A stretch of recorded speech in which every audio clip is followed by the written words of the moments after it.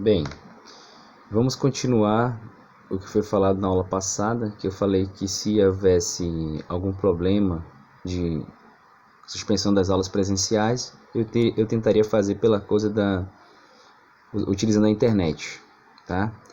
Eu quero dizer que é a primeira vez que eu estou tentando fazer isso, então eu vou tentar fazer da melhor forma possível e espero um feedback para saber o que vocês acham da metodologia. Bem, a ênfase na aula passada era da derivada da regra da cadeia, né? Ou regra de Leibniz. Ela é usada para fazer derivadas de funções que são compostas. E o segundo exemplo que eu tinha passado era a função o quadrado do log natural de x. Então, aqui tem duas formas de fazer. Essa função, ela pode ser vista como uma função composta ou pode ser vista como produto de duas funções logarítmicas naturais. Você escolhe como quer vê-la. Eu vou fazer o primeiro caso, dando ênfase à regra de Leibniz. Então, caso 1, nós temos o seguinte: a derivada dessa função é a derivada de toda função em relação à função interna, e nós derivamos a função interna em relação ao parâmetro x, que é a variável independente.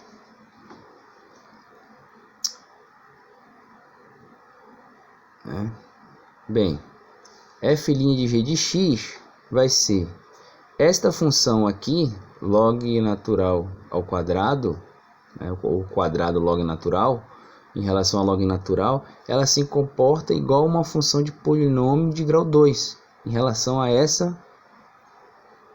em relação ao log natural de x. Então isso aqui fica 2 log de x, certo? E a derivada de log natural de x é 1 sobre x, como já sabemos do curso passado. Bem, f' de g de x vai ser então 2 log de x dividido por x.